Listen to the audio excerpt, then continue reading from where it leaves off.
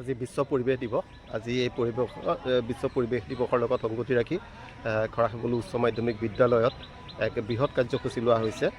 গোটেই কেম্পাছত আমি গছপুলি ৰোপণৰ ব্যৱস্থা কৰিছোঁ আৰু লগতে অকল ৰোপণ কৰাই নহয়, গছপুলিকেইটা যাতে ডাঙৰ হয়গৈ তাৰ কাৰণেও আমি ব্যৱস্থা লৈছোঁ। সুন্দৰভাৱে আমি তাক সুৰক্ষিত কৰি ৰাখিবৰ কাৰণে আমি দুটীয়াকৈ প্ৰটেকশ্যনৰ ব্যৱস্থাও কৰিছোঁ।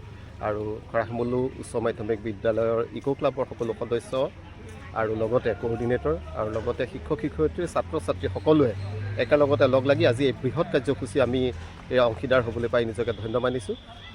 সঁচাকৈ অকল 5 জুন বুলিয়েই নহয়, আমি বছৰৰ এই বাৰিষাৰ সময়ছোৱাৰ আগতে আমি যদি এনেকৈ বৃক্ষ ৰোপণ কৰোঁ তেতিয়াহ'লে অসমত বৃক্ষৰ যি অভাৱ হৈ আছে, অসমত বুলিয়েই নহয় গোটেই বিশ্বত আমাৰ 33% গছ গছনি থাকিব লাগে, তাৰ সেই অভাৱ নিশ্চয় আমি দূৰ কৰিবলৈ সক্ষম হ'ম। আমাৰ এই কাৰ্যসূচীত বিশেষকৈ আমাৰ বিদ্যালয়ৰ শিক্ষক চন্দন পাঠক তেওঁ অনবৰতে লাগি থাকে। তেওঁৰ পৰিকল্পনাতে আমি বৃক্ষৰোপণ কৰা হৈছে। হয়তো এনেও বহুত গছ আছে আমাৰ বিদ্যালয়ত, তথাপি আমি ভাবিছোঁ অনাগত দিনবিলাকত এই বিদ্যালয়ৰ চৌহদৰ পৰাই আমি এক সুন্দৰ সেউজ পৰিৱেশ আপোনালোকক দিবলৈ সক্ষম হ'ম। আহক আমি সকলোৱে আমি এই বৃক্ষৰোপণৰ কাৰ্যসূচীসমূহ উপভোগ কৰোঁ। ধন্যবাদ।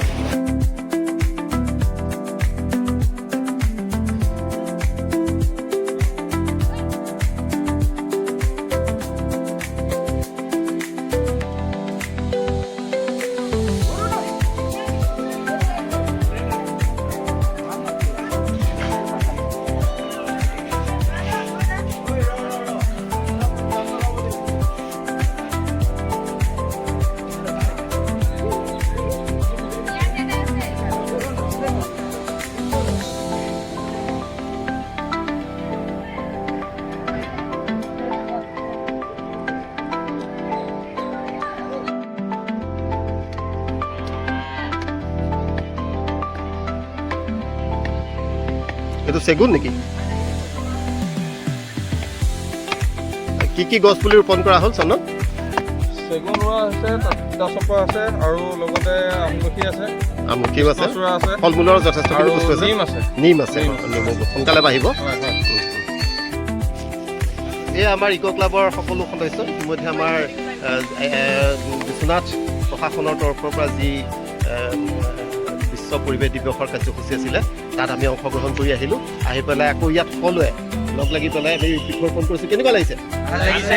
গছ কেইজোপা কিন্তু ডাঙৰ কৰাৰ দায়িত্ব তোমালোকৰ। আমি ৰিটায়াৰ হোৱাৰ পিছত 20 বছৰ পিছত আহি এই গছ পুলিবিলাক কিন্তু আমি দেখিবলৈ পাব লাগিব। ঠিক আছে, সকলোৱে যিটো পুলি ৰুব তাৰ পৰিচৰ্যা কৰিব, কাৰণ এটা গছ পুলি ডাঙৰ কৰাটো বহুত টান কাম, হয় নহয়? যেনেকৈ আমি কেঁচু এটা ডাঙৰ কৰোঁ, যেনেকৈ আমি সৰু বাচ্ছা এটা আমি লাহে লাহে ডাঙৰ কৰোঁ কেয়াৰ লৈ লৈ, ঠিক তেনেকৈ গছপুলিটো ডাঙৰ কৰিবৰ কাৰণে আমি কি কৰিব লাগিব? যত্ন কৰিব লাগিব, কষ্ট কৰিব লাগিব, তেতিয়াহে আমি তাক ডাঙৰ কৰিব পাৰিম। নহ'লে আমাৰ ইয়াত গৰু ছাগলীৰ যি উপদ্ৰৱ, তাক ডাঙৰ কৰিবলৈ আমি সক্ষম নহ'ম। আমি আৰু এটা কথাত গুৰুত্ব দিব লাগিব, যাতে চৌহদৰ ভিতৰত কোনেও গৰু ছাগলী এৰাল নিদিয়ে, আৰু অহাখিনিও আমি পৰাপক্ষত ইয়াৰ পৰা খেদি দিবলৈ চেষ্টা কৰিব লাগিব। ঠিক আছে, আমি 20 বছৰ পিছত আমি এনেকুৱা এটা পৰিৱেশ সৃষ্টি কৰিম যাতে আমি দেখি ভাল লাগিব। ডাঙৰ ডাঙৰ চেগুন গছ, ডাঙৰ ডাঙৰ তিতা চপা গছ আৰু সকলো ফল মূল যাতে এই চৌহদত সকলোৱে পায়। এইটো তিতা চপা পুলি।